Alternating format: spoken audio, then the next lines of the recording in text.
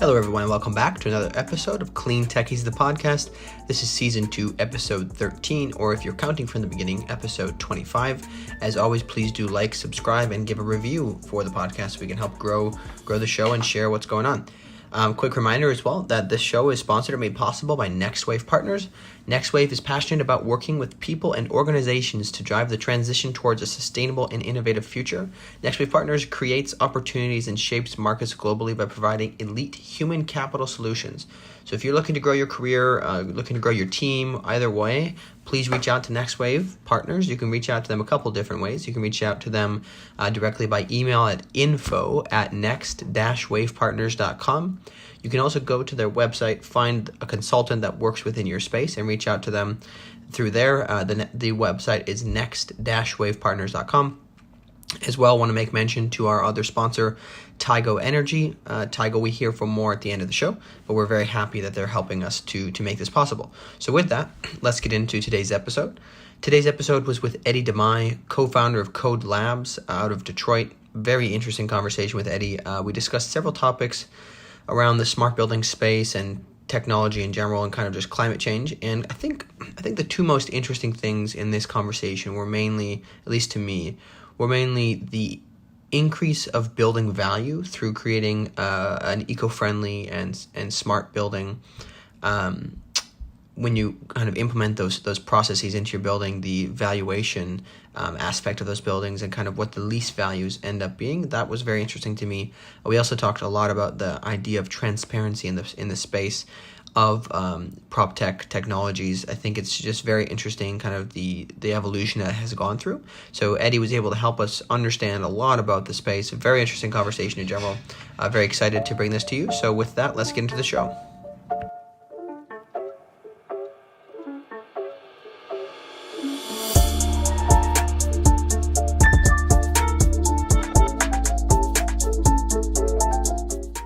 All right, welcome to the show, Edi. How's it going today?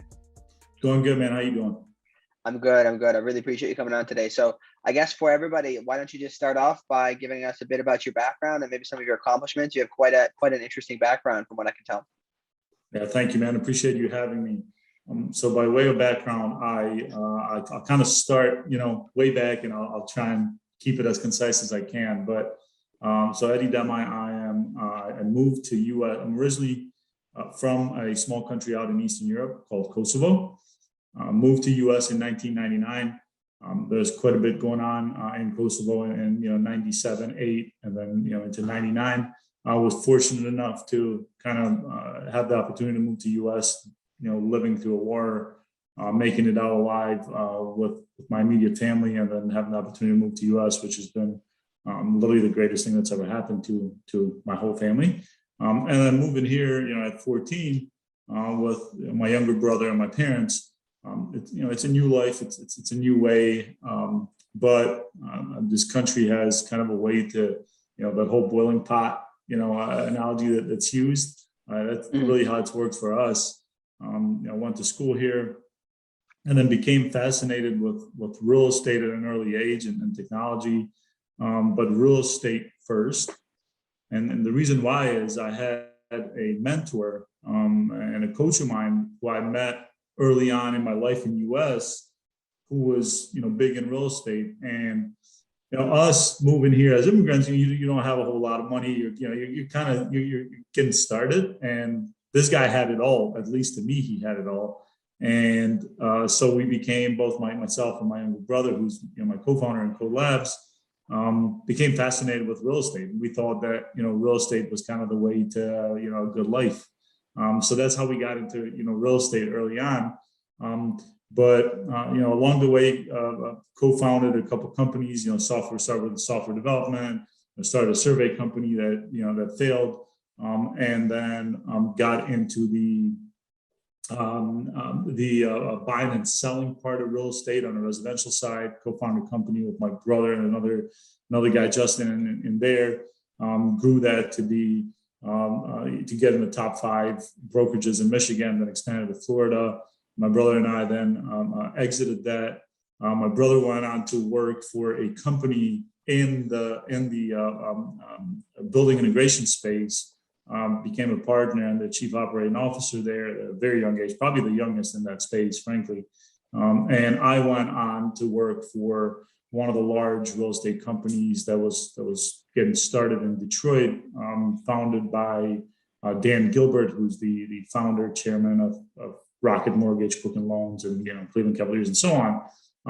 So I went out there and worked there, and talk about real estate learning on the fly. It was incredible because we were like, his whole focus was, I'm going to bring the city back. And I'm going, like, in order to do that, we have to essentially update, upgrade, attract people to these buildings. So we were buying not in a traditional way where the only due diligence was that it was Dan's vision that if we do this, they will come. Not like, I buy this building, I do due diligence, what am I, how am I going to be able to underwrite this, so on and so forth. So we were literally like buying, it was startup with, unlimited funds. So we were buying and, pouring billions of dollars into the city, buying these buildings, updating, upgrading them, pitching them, then businesses started to move there. So did a ton, in that space. And along the way, co-founded a company by the name of Rocket Fiber, which was, the idea was we wanted to start by upgrading the city infrastructure, tech infrastructure in Detroit, and then expanding from there. And he was inspired by what Google Fiber was doing, out in Kansas City, and then kind of expanded to a couple other cities. So myself and two other guys, Mark and Randy, pitched that to anybody that would listen to us. Worked on that, after our regular jobs, and finally got in front of Dan and pitched him on it, and then ended up raising what literally was probably still to date the biggest seed funding, almost $32 million, just like right off the bat. And with just an idea, like a pitch. We had nothing because it was an infrastructure play. Like, we hadn't built anything. We just put a plan and, all these things that we worked on a bunch of due diligence. So anyway, raised that and started building that company in 2014. Worked that for about 6 years. Grew it beyond Detroit, had plants literally all over the US, and then exited in 2020 to a company by the name of Everstream, which is owned by Amp Capital, one of the big PE firms in the world on the infrastructure side. But we did a lot of like smart city stuff there. We're getting into buildings, figuring out how buildings get connected. How do you lay out an infrastructure that allows for all these things that I'm sure we'll get onto here later. So while I was doing that, my brother Etrit was, at the company I mentioned earlier. And what they were doing with that company was they would go into these buildings, look at all the different, core building systems, and figure out how do we like integrate them into, a single pane of glass, but existing single pane of glass. And they hadn't built their own. They were essentially reselling somebody else's, but where you had some room to make some tweaks on it. And obviously my brother and I were still, investing and doing a bunch of other things, on the side. So we talk about it time and again, and over time during our conversations, we always felt that there was a better way there. And the more we dove into it, both on my side from an infrastructure, networking standpoint, as well as on his side from a building systems perspective, it just seemed too crazy, too complicated. Like, how could this be in this, insanely big opportunity that things are so complicated? And then Etrit left the company that he was with around 2017, and we decided to start KODE Labs. So I'm at Rocket Fiber, we start KODE Labs. Etrit is 100% on KODE Labs. The idea with KODE was late 2017. The idea was, okay, we had a plan for what we wanted to build with regard to the core platform, and then a vision for where we wanted to take it. But you had to build, a good base platform to start. So we went there, started that company. It was, Etrit and myself that essentially kind of seeded it, and started building, recruited a team, acquired actually a software development team, brought them in, and then started building this platform with KODE Labs. And, it took us, about a year to get like a decent base. Then I've been building on top of that. And over the last, year and a half, we've been going really, really hard because the platform has gotten to a place where now we're comfortable expanding globally. And now we're, at 2020, I exited Rocket Fiber. I'm on KODE Labs now full time with Edi and the team. And the team has grown to about I think we're like 65 team members now. We have 2 offices, one in Detroit, which is our headquarters, and then one in Kosovo, which is where we're from, and where we have part of our team. The name itself, KODE, K-O, stands for Kosovo, D-E stands for Detroit, because these are kind of like the 2 places that are close to both Edi and I, and really the rest of our team now, because that's where we're based. We're extremely passionate about finding ways to give back to these 2 places specifically, but then helping the country that gave us so much holistically, as well as the country we come from. But like now it's turning into this like global thing. Like now we're doing business in US and Canada, we have Australia, we're starting UK, looking at the rest of Europe. So it's been an interesting last few years, especially last year and a half or 2. So that's by way of that's my background. Yeah, I mean, I think it's extremely fascinating. There's so many things we could unpack here. I think we'll have to focus on maybe a couple things. I first will comment, obviously, I don't know if many people know this from listening to my podcast, but I love Detroit. I know we talked about it before the show, but Detroit's such a cool city with so many interesting people doing really amazing things, in my opinion. So I think it's great you guys are. It doesn't surprise me that you want to pour back into the city. Let's put it that way. Actually, this might be a good way to take the topic here is, there's a lot of things we can unpack here with IoT and kind of the environmental emissions side of buildings. Like obviously your platform, I'm assuming, kind of pulls a lot of this data together and allows people to see what's going on. But I'm curious, maybe first on the macro, what do you see is happening with cities? And I don't know if Detroit is a good example, but just want to see like how are cities transforming to become a smarter city and to just kind of build the future of cities. Yeah, I mean, there's so much there, right? I am coming from the, back with my Rocket Fiber, background, and then what we're doing with KODE Labs. There's a lot of talk about, smart cities. There's a lot of movement. I mean, frankly, now there's a lot of funds that are being allocated to that from all governments and entities right across the world. It's exciting to see, how that's being pursued. But personally, I feel that a lot of times when I'm reading about things, I feel that it gets overcomplicated quite a bit because you have a lot of people that are now jumping into the space who actually don't have the practical experience in the space. It's more of just theories. And then that has been taken advantage by some companies, especially ones that have been here for a long time, because they know the space much better than the newbies. And now there is this like, yes, we have to get smarter. Yes, we have to do this, but we have to pay $1 gazillion to do it. And while infrastructure is not cheap, coming again, like having been in that space for a while, it's definitely not cheap. It also is definitely not crazy overcomplicated. So at the end of the day, I think governmental entities do, for the most part, a horrible job of negotiating how to get their city up to par with this whole idea of like having a smart city, having the resources, having the infrastructure, so on and so forth. I mean, I can tell you, I've been personally involved with multiple cities, talking to them and how they were pursuing it, and it's literally complete insanity to me in the way that they pursue it. And it's not necessarily their fault. It's just like I don't know how to be a doctor. Like I could talk about it theoretically, but I don't know how to do it. So you see this like I'm going to go and hire the head of smart cities for the building for the city, and he or she is going to coordinate everything. And some of them mean well, but it's like, man, like governmental entities and the bureaucracy there, I feel like it's just continues to keep us down. And frankly, the last thing I'll say there is that, so yes, there's a huge movement towards it. Yes, it's exciting. extremely overcomplicated by most, unnecessarily, in my opinion, and also the idea of like we're going to need 16 years to do this is completely in my opinion shouldn't be that, but it's lack of coordination between the private and the public sector, in my opinion.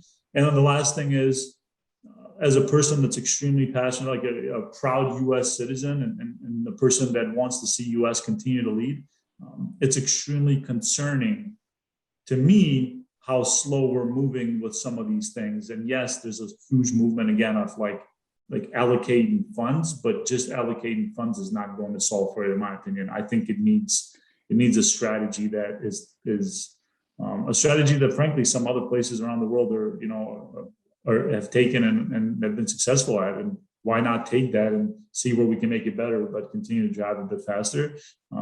I continue to believe that we will figure it out, as we always have in US. But I think we're overcomplicating it just a little bit right now.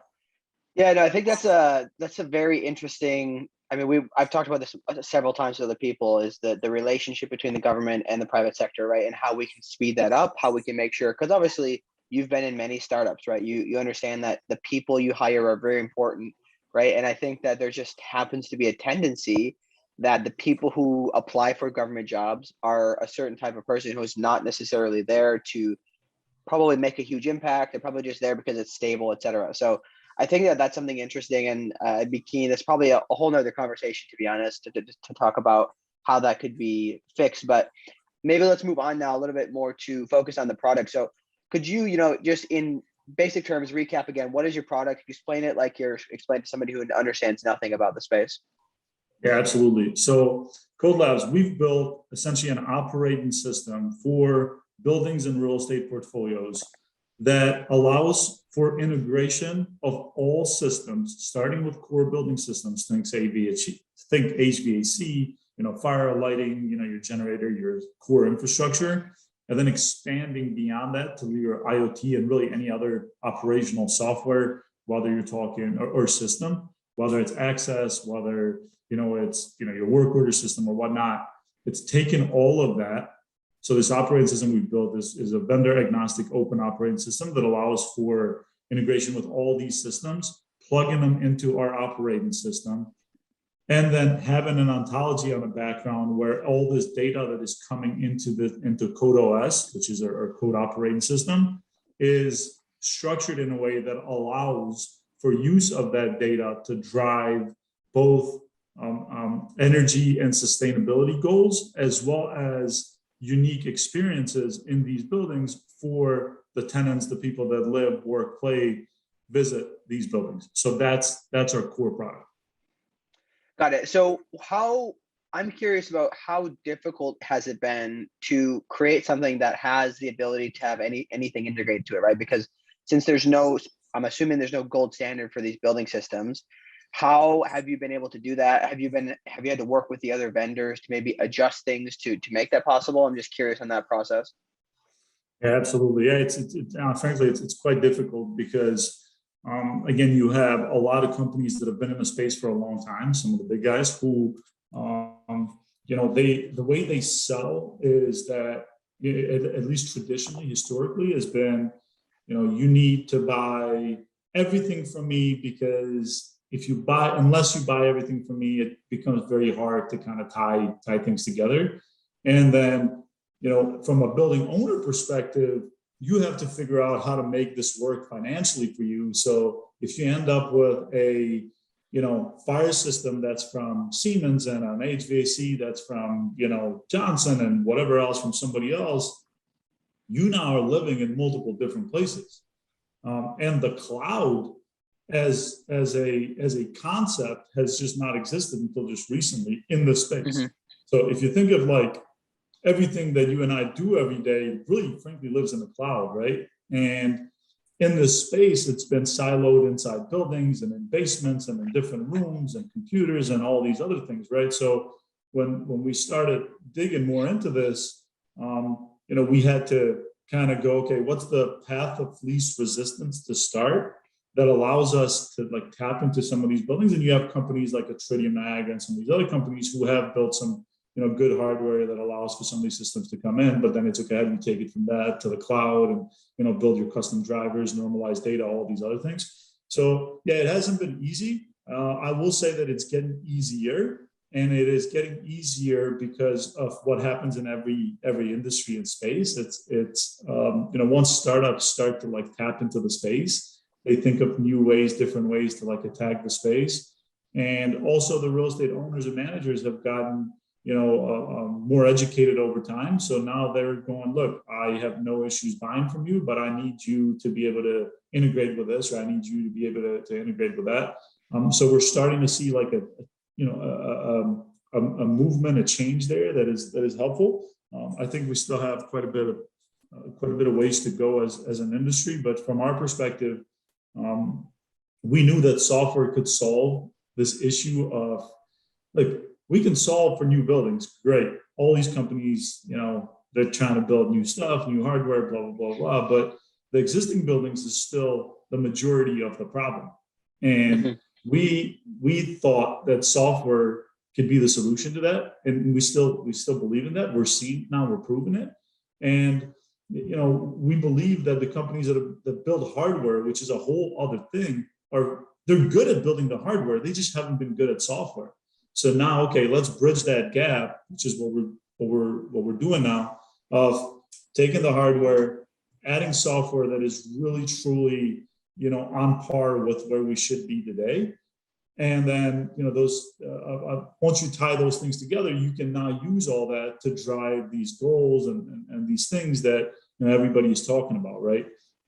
Again, I still think we have ways to go as an industry, but from our perspective at KODE Labs, I think we've been very successful in not just building it, but actually proving it. Like it's not stuff that we talk about, and the only way you see it is if you pay us $1 million. Like, we're happy to show it anywhere, anytime, go through the data, see exactly how it works, what we're doing, because we think the space is big enough, and we don't think that there's really anything to hide there. So that's I guess to summarize it, yes, it's been difficult. I think it's starting to get a bit easier now that we have a platform that is, in our opinion, really truly unique in driving these things. And we're going to continue to push the industry holistically to force this like idea of really truly openness. Like, to hand off an API is not a hard thing, literally on like 98% of all industries. To hand off an API in our industry is like rocket science. We don't have it. It's this way. It's that way. It's like, it doesn't need to be that. Like, building APIs has been done for decades now. Yeah, I mean, to me, the thing that interests me in this is how, obviously, you mentioned hardware companies might not have been good at software, right? But if you are open and transparent about this stuff, I think that you actually drive more demand for your product in the end, because now hardware companies can say, actually, thank you for having the software. I don't need to have it. I'll just integrate with yours. Here's our product, right? And then they can even be better at that, which also allows building owners to have, there's going to be a more competitive market, because everybody, one company doesn't have to provide all the services, right? They can do what they're best at, or the best 3 things, and then leave the rest to somebody else, and it can all integrate. So this is interesting to me. It's obviously a huge space. I think it is. There's obviously many moving parts, and it can be complex at times, but I'm curious to change the topic a little bit more to once a building owner has this data, how, I like to talk about the financial returns here. Like, what is the model that you guys have? How can building owners benefit financially from this? Obviously, I think we're looking at the potential of carbon emission taxes, like stuff like that. What are you just seeing there? I want to understand kind of the economic side of things. Yeah, absolutely. Great question. So, as you know, whenever there's been a conversation about smart buildings, integrations, automation, all these things, the question or the difficulty has always been and the cost to do these. Because again, historically, we've known the cost of hardware. We can include that in our underwriting of the building when we do the planning, budgeting, projecting of the building. But the issue Now, the second you get into this like idea of, okay, now we need to integrate these and do this, and the costs have been so high that in most cases, it's been frankly very, very difficult unless the owner just wanted it. It's been very, very difficult for them to make sense of it because the ROI has never been quantifiable historically. Now, as time has gone on, especially over the last few years, we're starting to see more focus on, hey, yes, you can do this, and here's where you're going to get some of the ROI, which is great. From our approach to the space has been, we need to disrupt not just the ability to integrate any and all systems as a plug and play, but it also needs to be done in a way where when we talk to an owner, it is not, again, back to my like crazy complicated pitch that is made. It doesn't need to be a complicated pitch, and it can be quantified for the owner in a way that they understand it without being a control specialist or IT specialist or whatever the case may be. And the way that we've approached that is we needed to make sure that, again, we have a platform that is open. We have a platform that can handle these integrations. Once we integrate with one thing once in a portfolio, we should be able to do that repeatedly in really any portfolio in a way that speeds up the process. That drove us to build an application, a product that we've built inside KODE Labs, which is the only one of its kind in our space. That is, we call My MSI, but in essence, it's an application for master systems integrators. So, and what it does is it helps with everything from how you intake information in, whether it's an existing or new construction. So taking all of that data, having it normalized into this platform, so you already start to create this digital twin of data for any building or portfolio, and then tying that to our operating system so you can go, okay, you said everything, like here's everything that's supposed to be there. Great. We've documented everything down to like warranties and dates and the whole 9 yards. Now we tie that to our operating system that integrates with the actual building itself to check against that and go, okay, everything that you said is there and or is supposed to be there. Is it actually there? Let's now do this digital commissioning. And in the event that it's a completely fully automated process, in the event that that's not done, make sure that we're sending a report that's concise that says, hey, here's what's missing. Once this is checked, literally all you have to do is check it on here. We run it again, confirm that it's there, and it's rock and roll. What this does is it speeds up this idea or this concept of being able to integrate with all these systems, which everybody else does very manually. I push PDFs, I push a link, I download a bunch of paperwork, I go through it. Now I have some actual human that goes around trying to do this whole, check-in all over the place from a commissioning perspective. We zoned in on that, laser focused on that. How do we speed up that process? Because speeding that process up means that we can now do these things in a cost-effective way. And then once that cost is lowered, then it's like, okay, how do we now use actual data science and engineering to, as all this data is coming in, to use to take advantage of this data to drive quantifiable ROI, which is what we're doing, where it's like, okay, now over the past year, you've been spending X amount of dollars in energy, Y amount of dollars in maintenance. And again, these are all like hard numbers. It's easy math. It doesn't even require a crazy mathematician to run through these. And then go, okay, now we've integrated your building. And from the day that we've integrated your building and we turn these optimizations on, we now can look back and go, okay, you were spending $10 a year. Previous to this, you are now spending $5. The cost of doing this was, $6. So you're going to get your money back in 13 months or whatever the case may be. Our goal as a company is to provide a return on investment in existing buildings in 12 or less months. So when we do the pricing and looking at that, again, it's very, very data driven.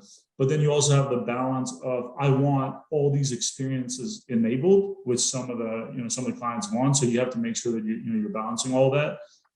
But again, to summarize, the whole idea of being able to integrate with any system and normalize this data is that you have the ability now to take advantage of that data to drive these different goals that may be in place. Some have risk mitigation, some have energy savings. Some have a balance of both. Some have, I want to be able to pitch the building as a smart building and be able to now charge more versus a building next door that doesn't have that. And again, we still have the issue of owner incentivization, which is a lot of buildings are, the way they're leased is in a way that all the costs related to energy are passed on to the tenants. So, I, the owner, may or may not be incentivized to really drive energy costs down. You need to give me more than just that to incentivize me, which is why we have built all these other tools on top of our operating system to do things like, hey, now your maintenance is a lot better. Now the way you operate a portfolio of 100 buildings is completely different, because literally everything is like Instagram. Everything is on your phone and you can manage it from anywhere in the world, and you don't have to run around. You actually are fed everything you need to look into manually, and things that can be done via, a cloud environment control. You can just do that from your phone or your computer. And that's been our approach. Our model is very, very simple. We deploy the tools that we have into the building, and it is based on, the number of data points and systems that are integrated into our platform. And then from there on, it's your typical SaaS model. And then the last thing I'll say on that is that in the event that in the future you say, look, KODE Labs, you've been great, but now I found somebody else that's better.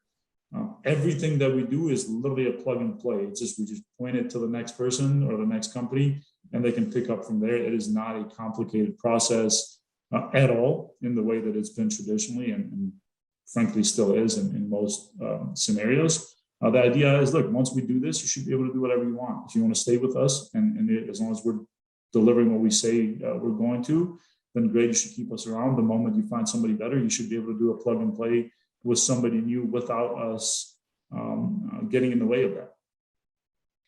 Yeah, this is interesting. So I think two things. I just wanted to recap, first of all, what you talked about, just to summarize for people. So it sounds like generally, once this data is all kind of being collected and the building is integrated, you can then reduce costs of existing things, right? So not only are you reducing costs, but you also mentioned, and it's actually something I just wrote about. I just wanted I'm glad to hear it from somebody who's in the space, that you can then charge an additional, possibly a premium on your building if it's, a carbon neutral building, or if it's, a smart building that's offsetting its energy. So to me, I just want to recap that, because that to me is very interesting.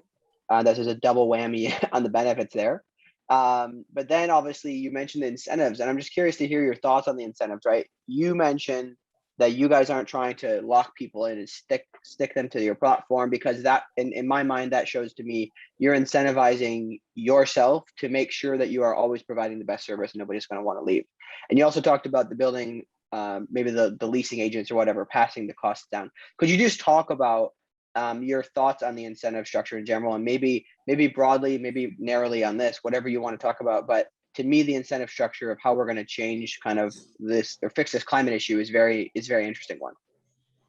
Yeah, absolutely. So as a person who's had to literally, or has been involved in everything from buying buildings to working on, budgeting and underwriting and projecting and leasing and, what can we do? How can we do this? What we at KODE Labs do is we provide a way to have your building be a true smart building without it costing, a huge amount of money. And furthermore, being able to get the money that you're paying back in that very short period of time that, we target that 12-month period, so that to the owner, this becomes a no-brainer. Now, when we talk about, how do you incentivize the owner to, want to pursue this? And if you just talk about energy savings, look, it's great. And if the tenants are asking for it, they're certainly going to do it. But again, because those costs are passed on to the tenants, it's not the biggest incentive, other than you want to do good for the world and the globe. If you're in that, in that mindset. So you have to give more than that. And the way that we give more than that is by saying, look, you now can operate your building more efficiently. you now can save on maintenance costs. You now have the ability to use this data to create and enable these different user experiences that drive both energy savings, save on actual runtime of all these different systems, which is a capital cost to the owner in the event that those systems break. And then the pitch of a smart building is really, really interesting. So back in the day when I was with Rocket Fiber, there are studies, that have been going on for, I think, 12, 13, 14 years now, where if your building has good connection, specifically fiber to the building, the value of that building, when you go to, lease, rent, pitch, should go up somewhere in the range of 5 to 8%. Now, you layer on, now I have the building fully automated. I drive the energy costs to the bare minimum, or I'm carbon neutral, whatever the case may be. I have all of these smart use cases enabled inside my building. What we're seeing with our clients from what they underwrite the building at, they've now been able to charge upwards of 15, 20% more on leases, which when you think from a real estate investment perspective, your traditional REIT is targeting 7, 8% return on their investment. You're now saying, look, by investing here, not only are you going to get your money back, here in a very short period of time, but when you pitch it to companies like Salesforce and Google and, all these sophisticated, high-tech companies that actually care about sustainability, they're willing to pay more for the unique experiences and for an energy efficient building. So your return on investment as, the head of investments for, a real estate company or REIT just changed drastically.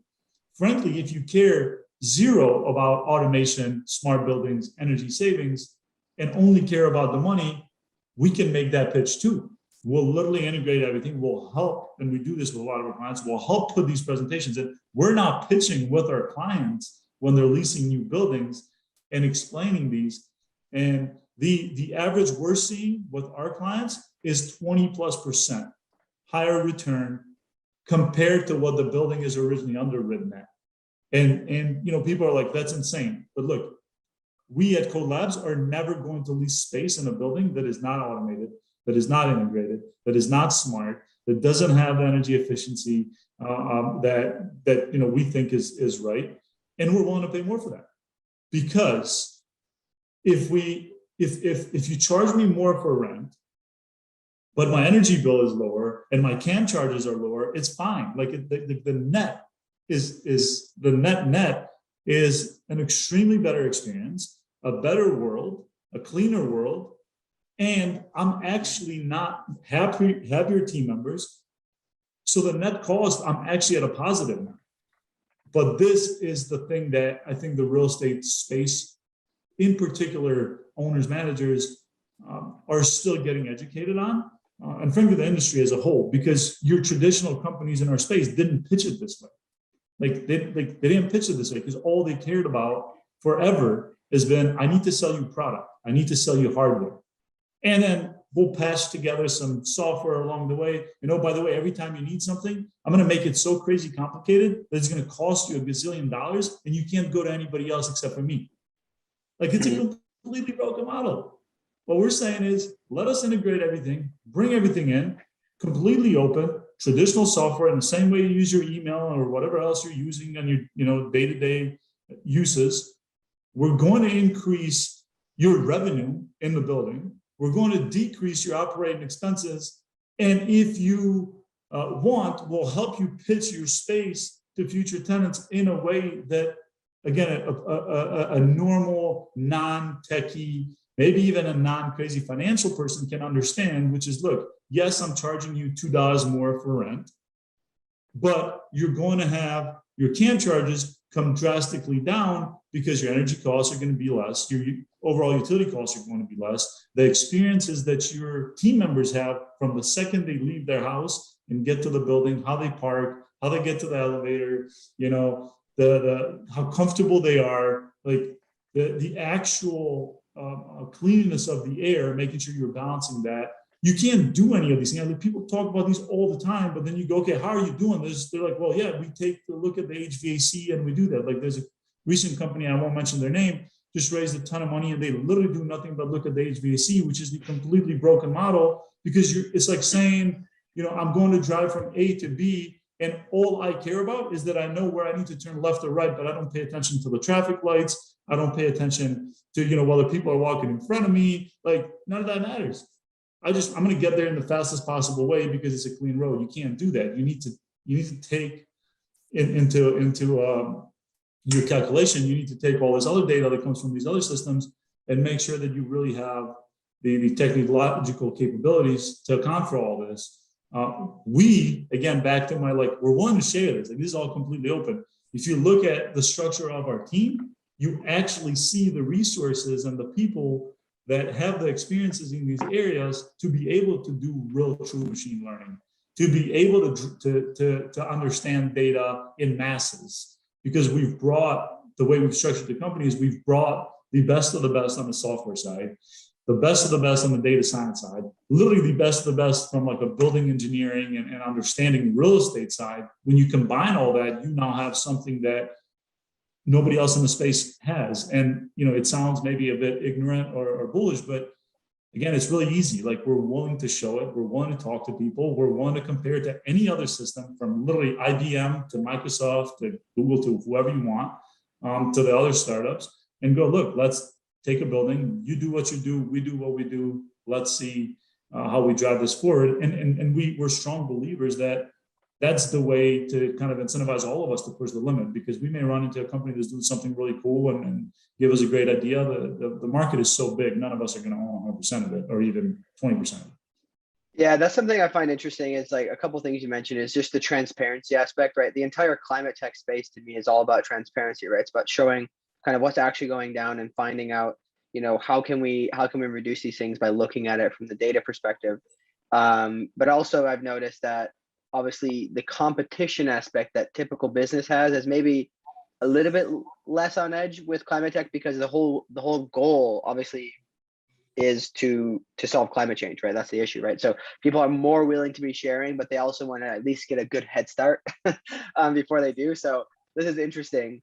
Maybe one kind of final thing I'm interested in your perspective on is, what have you been seeing from the educational side of things, right? With people going through university to learn to even know about these types of jobs.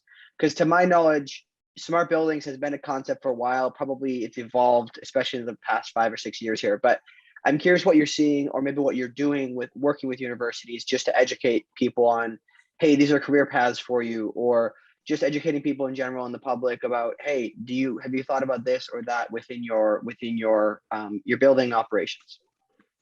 Yeah, so we work, we hire from some of the top universities around Michigan. As you know, Michigan is very, very strong, and the type of universities we have here. So you have University of Michigan, Michigan State, Wayne State.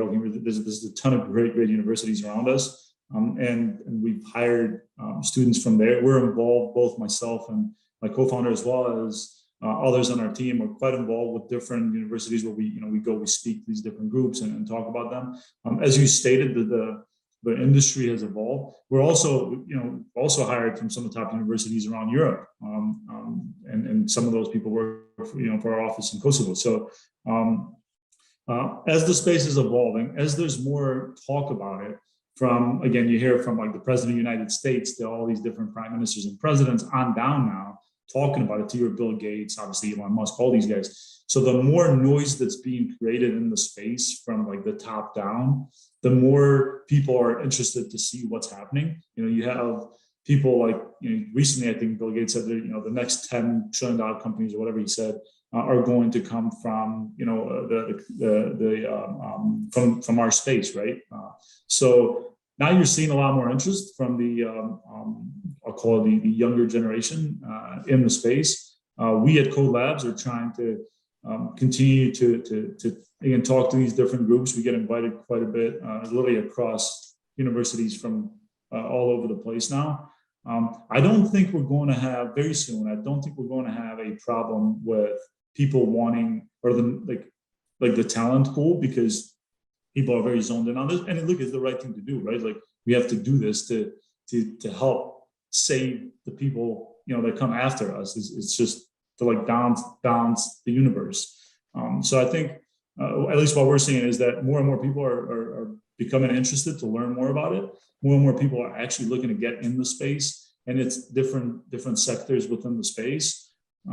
It's just, the hope, again, the hope is that from a national level or even a global level, we don't, because the problem, another problem here is that you have the larger companies have the money to do things like get in front of the right representatives. They have the lobbying dollars, right? So when they pitch this problem in front of U.S. government or Canadian or wherever it may be, the pitch from them in comparison to the pitch from companies like KODE Labs, who are trying to completely do this different and actually have data to prove it, tens of millions of square feet that function in the exact same way I just spoke about here, are different. So now you're getting billions and billions of dollars allocated to things that may not necessarily be the things that are going to push this or to get us to achieve our goal in the fastest way. It'll help for sure. But if those funds are actually allocated to some of the other solutions that the big companies that have the lobbying money are not as good at, I actually think we'll reach our goal a lot faster. So it's that balance there. But the hope is that as new, going back to your initial question, as new generations get more involved in this space, and the public holistically becomes more educated in the space, that we'll see better decision making from the top down. Yeah, this is something very interesting. I actually never had thought about that from the facilitator perspective, right? Obviously, I have seen a lot of companies talk about regulation and kind of how they promote those things, but I never thought about it from a perspective of they're probably going to bid for it in a way that's best for them to benefit and to help change, which is maybe there's some good out of it, right? But maybe it's not the best option. Just this idea of facilitating, kind of making things happen, because I think the information gap between these people is oftentimes very large, and there's not like a chief partnership officer or something like that who's like going out and finding these people and connecting them when they really should correlate these things together. So this is very fascinating to me. I mean, it's crazy, right? Like if you think of again, like I look at what other spaces do, even again, the space I was in previous to KODE Labs, which is internet service companies, right? They used to not share anything with each other. Over time, they have learned that if they share with each other, their market share will actually expand, right? So whether it's sharing infrastructure, whether it's sharing information, well, there's a whole lot to talk about there, and I have a lot of strong feelings on that side. But in our space, right? Like today, you're putting regulation in that says, like, this is literally this is an actual example that says you have to have energy usage per square foot or whatever at this rate. So you're doing all this to force the owners to invest in the space. Great, phenomenal. But what you're not doing is putting regulation in that says every time you, the big hardware makers of the world, build this stuff, you have to have an open API, the ability to communicate with these other things, some normalization of data. You don't need to know the space in great detail, Tom. Like, you don't need to know what a VAB is to know that if things communicate in a way that is smooth, that has, that is a plug and play like other systems in the world communicate, it will be a faster pace to reaching our goal, right? So you're telling the owners they need to get the buildings to this, but you're not helping them by putting things in place with regard to the industry holistically. And I'm not saying like go and like regulate the industry like down to the greatest detail. I'm just saying just require that things are open. But what we're seeing, which is phenomenal, and we've been pushing this a lot, and we're going to continue to push it even harder, is that owners are now going, look, if you don't have this, you can't come in. So the great open economy kind of solving for itself. Yeah. So there's a balance there, but again, I think a little assistance in the right areas from the top could help speed this up in a way that I don't think is being talked about. Yeah, I think that's always, regulation is a topic that's a super tough one, because it goes back to the incentives, right? If you incentivize the people incorrectly, you might be just wasting a decade on something, right? Like, I think the example is, if you have a 4-lane highway and all the cars that exist can go 45 miles an hour, and you build one that goes 70, but they're on the same highway, that car is stuck in traffic, right? So I think it's interesting, but man, there's just been so many. To me, this whole space of transparency, IoT, climate tech, it all ties together so intricately. It's very interesting. So I really appreciate you coming on today. We're about out of time here, but I'm just curious, are there any final thoughts you wanted to offer to wrap up the show? And I appreciate you having me, man. Really, and appreciate all you do for the space to try and get the word out and really help, I guess, educate the masses. I've listened to a lot of your podcasts. It's phenomenal. So thank you for doing this. I know you do it because you're just passionate about the space. Thank you for having me here and KODE Labs. And the last thing is, look, if anybody that listens to this wants to actually just see what I just talked about, just reach out. Anybody on our team is willing to jump on a call. We don't need NDAs. We don't need any of that stuff. We're happy to just show you what we're doing, because we think that the more people see and do this, the better the world is going to be long term. Awesome. Very good. That's what we love to hear. Thanks so much for joining, Eddie. We'll see you next time. Have a good one, man. Thank you. Thanks so much for joining on today's show. I hope you found a lot of value out of the conversation with Eddie. As always, would love to hear your thoughts. You can reach out to me directly on Twitter at Silas Maynor. You can join the Slack channel and discuss it there. We have a number of people in the space in our Slack channel that are just interested in kind of these things. We love to have conversations about it and share what we've learned, share other related media as well. And also want to take a moment to thank our sponsor, Tigo Energy. So with Tigo, dare to be different with Tigo Energy. The leader in module level power electronics from Silicon Valley has revealed the installer-focused energy intelligence residential solar plus battery storage solution. You can go to tigoenergy.com/CleanTechies for more information. That's TIGOENERGY.com/CleanTechies for more information. And as always, please do share this with friends. Share it with somebody. Typically, we ask to share it with somebody who is interested in the space, but also somebody who might be a denier of I guess just not a big fan of the space, but could find this very valuable and might change their mind. Always like to do that. As well, please do subscribe to the newsletter that comes out every month on the 27th. And again, you can support the show directly by going to the Buy Me a Coffee link in the description. But other than that, we really appreciate you joining us, and we will see you next time on CleanTechies, the podcast.